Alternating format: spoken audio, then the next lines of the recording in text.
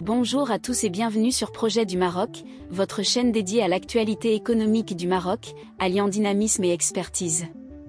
Aujourd'hui, nous avons le plaisir de vous parler d'une avancée majeure dans le secteur automobile marocain.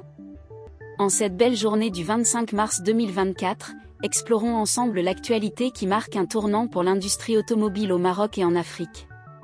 Le géant de l'automobile Stellantis, un nom qui résonne avec innovation et ambition, a récemment lancé un projet d'extension de son usine à Kénitra.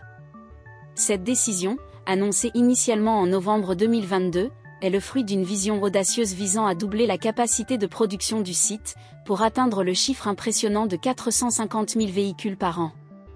Un investissement colossal de 300 millions d'euros démontre l'engagement du groupe dans le royaume.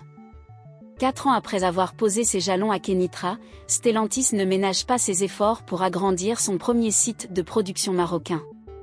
Selon l'usine nouvelle, les travaux d'extension ont démarré, marqués par l'apparition de structures en béton annonçant une expansion rapide et significative.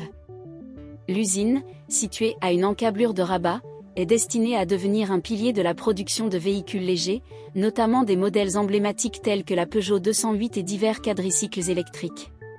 Stellantis, résultant de la fusion entre le français groupe PSA et l'italo-américain Fiat Chrysler, ne cache pas son ambition, faire de Kénitra un centre névralgique de sa production destinée au marché africain et moyen-oriental.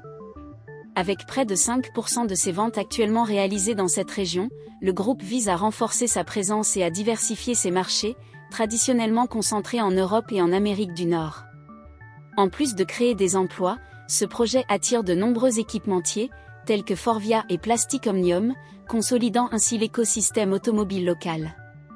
Kénitra, grâce à sa position stratégique, est en passe de devenir un hub industriel majeur, favorisant l'exportation vers l'Afrique subsaharienne, le Moyen-Orient et l'Europe du Sud.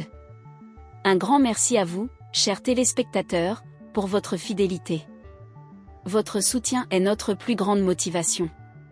N'oubliez pas de vous abonner à Projet du Maroc pour ne manquer aucune de nos analyses, et partagez vos réflexions dans les commentaires.